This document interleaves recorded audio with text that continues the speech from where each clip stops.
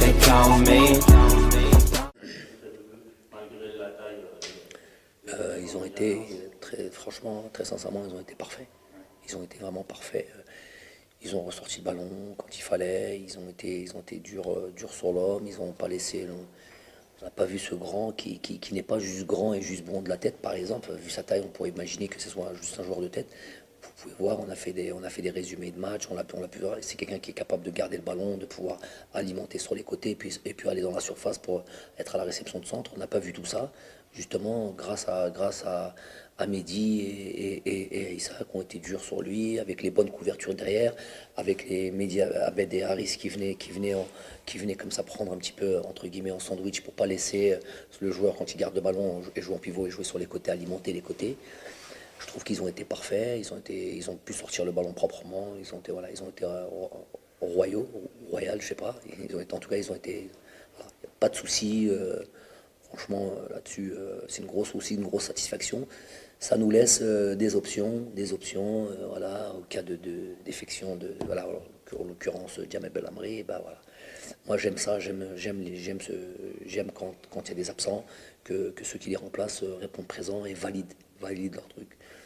Et c'est ce qu'ils ont fait. Voilà. Ça me rassure quant aux options que je peux avoir dans l'avenir. Coach, qu'attendiez-vous de vos joueurs pour le prochain match du Mexique? Bah, il va y avoir d'autres joueurs qui vont jouer. Ben, j'attends un peu de ce qu'a pu faire aujourd'hui. C'est un bon exemple. Aujourd'hui, ils ont été vaillants, ils ont été bien organisés, ils ont été agressifs quand il fallait. Voilà, tous les composantes un peu du football de haut niveau, très propre techniquement, peu de déchets techniques. Euh, voilà, donc j'attends un petit peu tout ça,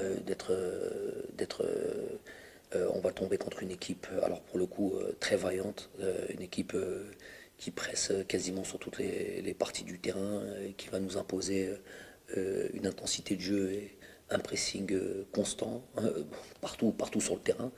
Donc c'est ça qu'on est venu chercher. On est venu chercher la difficulté, on est venu chercher pour progresser et répondre à ces données d'équipe hyper organisée, hyper cohérente, qui, je vous dis, vraiment s'il fallait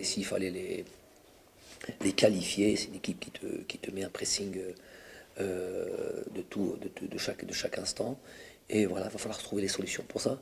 Donc voilà, encore notre adversaire difficile. Mais voilà, j'ai confiance aux joueurs, je sais qu'ils sont capables de s'adapter. Et on va avoir une belle opposition. Merci. Voilà.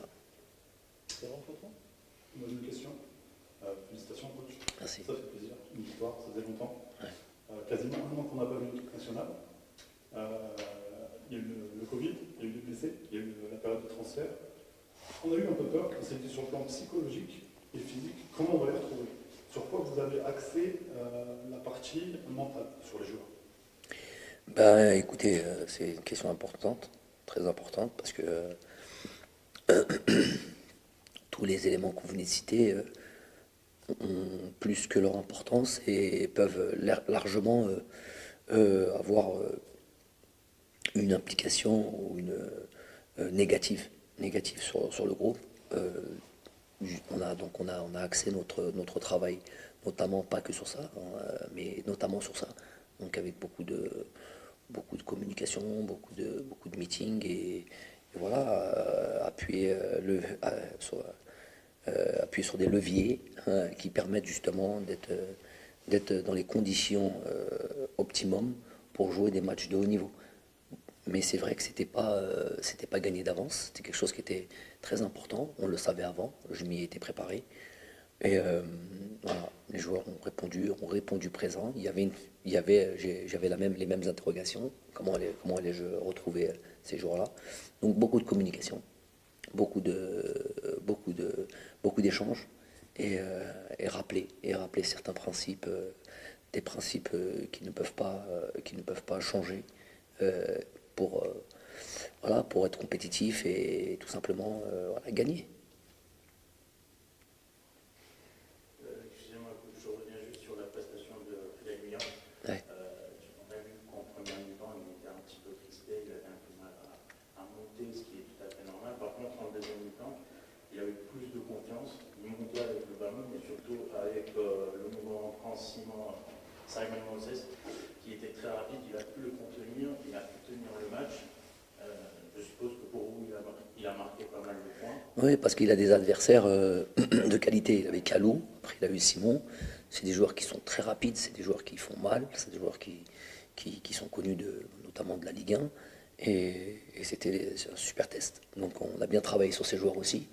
On leur a donné un petit peu toutes les indications quant à leurs différentes qualités. Et il a été très bon sur cette deuxième mi-temps. Donc il y avait aussi point d'interrogation sur certains postes, sur certains joueurs. On ne lui a pas fait le cadeau le plus facile au monde en jouant des adversaires de la sorte, mais c'est à travers ça qu'on a des réelles informations quant aux joueurs qui peuvent demain prétendre à une place de titulaire dans cette équipe.